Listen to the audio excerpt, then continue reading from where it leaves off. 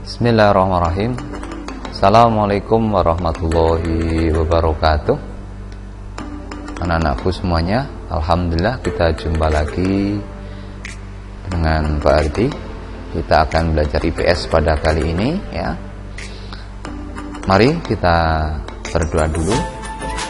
Semoga pembelajaran kali ini bisa berjalan dengan baik dan bisa bermanfaat bagi kehidupan kita, baik di dunia maupun di akhirat. Anakku sekalian, pada kesempatan kali ini kita akan belajar tema 6, subtema 3. Untuk kali ini ya, setelah nanti kita belajar, diharapkan kalian bisa mengidentifikasi karakteristik uang dan pemanfaatan sumber daya alam untuk kesejahteraan masyarakat dari tingkat kabupaten, kota, sampai tingkat provinsi, dan dapat menyajikan hasil identifikasi karakteristik uang dan pemanfaatannya untuk kesejahteraan masyarakat. Nah, anak sekalian, tema kali ini adalah tema cita-citaku. Kita akan membahas untuk subtema 3 berkaitan dengan giat berusaha meraih cita-cita. Nah, anakku sekalian, berkaitan dengan sumber daya alam, bahwa persebaran sumber daya alam di Indonesia itu terjadi sesuai dengan perbedaan kondisi alam. Nah, maka pada kesempatan kali ini, setelah kita kemarin membahas tentang sumber daya alam, ada yang dapat diperbarui dan tidak dapat diperbarui, kesempatan kali ini kita akan melanjutkan persebarannya di seluruh Indonesia sesuai dengan perbedaan kondisi alamnya. Yang pertama adalah persebaran hasil pertanian. Anak-anak semuanya, yang pertama beras atau padi itu ada di Aceh, kemudian Sumatera Barat, Sumatera Selatan, Jawa, Sulawesi Selatan, Sulawesi Utara, dan Nusa Tenggara Barat. Kemudian sumber daya alam jagung di Jawa Tengah, terutama di Wonosobo, Semarang, Jepara, dan Rembang. Dan di Jawa Timur, di Madura. Sedangkan di Sulawesi adalah di Minahasa dan sekitar Danau Tempe. Selanjutnya adalah ubi kayu atau singkong. Dihasilkan di daerah Sumatera Selatan, Lampung, Madura, Jawa Tengah di Wonogiri, dan Yogyakarta, terutama di Wonosari Gunung Kidul. Kemudian kacang tanah. Kacang tanah yang menghasilkan sekitar daerah Riau, Sumatera Barat, Jawa Tengah, Solo, Semarang, Jepara, Rembang, dan padi. Sedangkan di Jawa Barat ada di Cirebon, di Bali, dan di Nusa Tenggara Barat, terutama di Lombok. Kemudian yang kedua adalah persebaran hasil perkebunan. Ada tembakau ya. Tembakau itu di Sumatera dan di Jawa. Teh ada di Jawa Barat, di daerah Bogor, Sukabumi, Garut. Di Jawa Tengah ada di Pegunungan Dieng, Wonosobo, Temanggung, dan Pekalongan. Di Sumatera Utara ada di Pematang Siantar dan Sumatera Barat. Kopi itu ada di Jawa, Sumatera, Sulawesi, dan Nusa Tenggara Timur. Karet, perkebunan karet itu di Aceh, di Tanah Gayo, dan di Alas. Di Sumatera Utara ada di Kisaran, Deli, dan Serdang. Bengkulu, Jawa, Kalimantan Selatan, terutama di Pegunungan Muratus. Kemudian kelapa dalam bentuk kopra ya. Kopra itu ada di Jawa, Sulawesi Utara, Gorontalo, dan Kalimantan Selatan. Coklat di Jawa Tengah itu di Solotigo, kemudian juga di Sulawesi Tenggara. Selanjutnya adalah pala. Nah, pala ini gambarnya adalah gambar buah pala. Kalian bisa mengamati seperti itu ya. Yang ini mungkin agak asing ya. Itu ada di Jawa Barat dan di Maluku. Kemudian cengkeh ada di Aceh, Sumatera Utara, terutama Tapanuli, Jawa Barat, Banten, Jawa Tengah, Banyumas, Sulawesi Utara, dan Maluku. Dan yang terakhir adalah lada. Lada ada di Lampung, Bengkulu, Sumatera Selatan, dan Kalimantan Barat. Nah, anak-anak sekalian, itu persebaran hasil perkebunan. Yang selanjutnya adalah persebaran hasil kehutanan. Yang pertama adalah kayu keruing, kayu meranti, kayu damar, terutama dihasilkan di daerah-daerah Kalimantan. Ini hutan Kalimantan, hutan Sulawesi, dan di Papua. Kemudian hasil hutan kayu cendana itu ada di Nusa Tenggara Timur. Kemudian rotan itu terdapat di Kalimantan, di Sumatera Barat, Sumatera Utara, dan Maluku. Yang keempat adalah persebaran hasil peternakan dan perikanan. Yang pertama, peternakan sapi atau ternak sapi di Sumatera, di Jawa, Madura, Bali, Nusa Tenggara Barat, yaitu di daerah Lombok dan Sumbawa.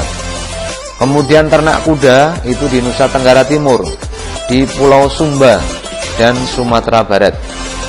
Kemudian budidaya udang dan ikan bandeng itu di pantai utara Pulau Jawa, kemudian di Sumatera dan di Sulawesi.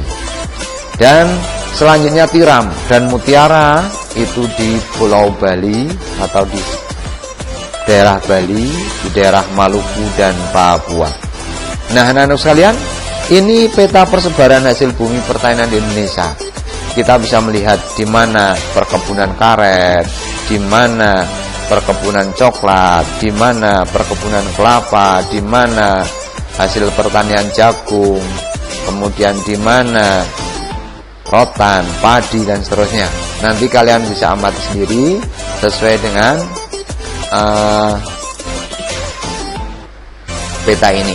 Ketika kalian mengamati berarti harus di pause dulu supaya kalian bisa nyaman. Selanjutnya, persebaran sumber daya alam Indonesia yang berkaitan dengan tambang. Sumber daya alam tambang merupakan sumber daya alam yang tidak dapat diperbarui. Sumber daya alam tambang biasanya dimanfaatkan untuk kegiatan industri dan kebutuhan rumah tangga. Yang pertama, minyak ya. Minyak, penghasil minyak itu yang pertama di Aceh, di Lok Sumawe dan Teulalek. Kemudian di Riau itu ada di Pekanbaru dan Dumai. Kemudian di Bangka Belitung. Sumatera Utara itu di Muara Enim. Jawa Barat itu di Majalengka, Jatibarang. Jawa Tengah itu ada di Cepu dan Cilacap. Kalimantan Utara itu ada di Pulau Tarakan dan Pulau Bunyu. Sedangkan di Kalimantan ada di Balikpapan dan juga di Sorong. Kemudian yang kedua, batu bara. Batu bara itu dihasilkan di daerah Sumatera Barat, yaitu di daerah Ombilin dan Sawah Lunto. Kemudian di Sumatera Selatan ada di Bukit Asam dan Tanjung Enim. Di Kalimantan Selatan di Kota Baru dan Pulau Laut. Di Sulawesi Selatan di Makassar, dan di Papua Barat di Klamono. Kemudian yang selanjutnya adalah timah. Daerah yang menghasilkan timah adalah Pulau Bangka, yaitu Sungai Liat, Pulau Belitung di Manggara, dan Pulau Singkep di daerah Dabu. Kemudian emas itu dihasilkan di daerah Aceh, itu di Meulaboh. Kemudian di Riau itu di Lagos, dan Bengkulu di Rajang Lebong. Jawa Barat di Cikotok dan Pongkor. Kalimantan Barat itu di Sambas, dan yang di Papua adalah di Timika. Nah, ini adalah peta persebaran bahan tambang. kalian bisa melihat ya, ada lebih banyak lagi, aluminium juga ada, kemudian boksit, belerang dan seterusnya. Ini adalah beberapa persebaran barang bahan tambang. Bagaimana tadi ketika kalian mencermati harus dengan di pause begitu. Oke, anak-anak sekalian, demikian yang materi yang baru sampaikan. Kita sampai kepada sebuah refleksi ya. Kita perhatikan di dalam surat Ibrahim, surat ke-14 ayat yang 34. Allah berfirman, a'udzubillahi minasyaitonirrajim, wa atakum min kulli ma sa'altumuh. Dan dia Allah telah memberikan segala apa yang kamu mohonkan kepadanya.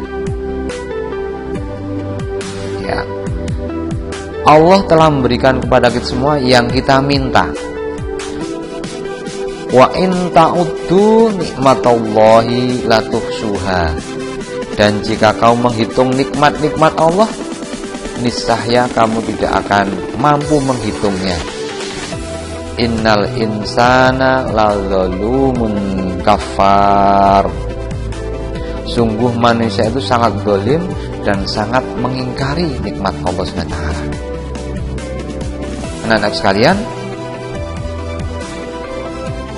kita diberikan nikmat oleh Allah SWT tanpa batas. Apa yang kita dapatkan kita tidak bisa menghitungnya. Maka konsekuensi kewajiban kita kepada Allah adalah kita wajib bersyukur terhadap apa-apa yang telah kita terima nikmat dari Allah.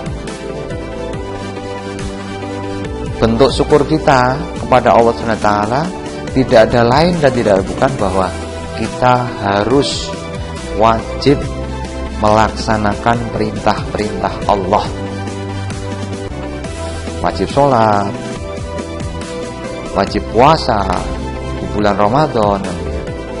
Jangan meninggalkan berbakti kepada orang tua, berbuat baik kepada teman. Nah, hal-hal baik itu adalah sebagai perbuatan syukur kepada Allah SWT. Maka bentuk syukur yang lainnya adalah kita tidak boleh berbuat buruk. Ketika kita sombong, maka kita namanya tidak bersyukur. Ketika kita kemudian berbuat nakal kepada teman, membuli teman, atau mungkin berbuat bodoh, kemudian menghina teman, yang itu perbuatan-perbuatan buruk, kalau kita kerjakan itu namanya mengkufuri nikmat. Maka tinggalkan perbuatan-perbuatan buruk itu, sehingga kita termasuk orang-orang yang bersyukur terhadap Allah. Dan mudah-mudahan Allah memberikan nikmat kepada kita semakin banyak karena rasa syukur kita kepada Allah SWT, dengan meningkatkan takwa kita dan taat kita kepada Allah SWT. Demikian anak-anak sekalian, sampai di sini dulu. Terima kasih telah bersama-sama belajar dengan Pak Argi di dalam pembelajaran kali ini.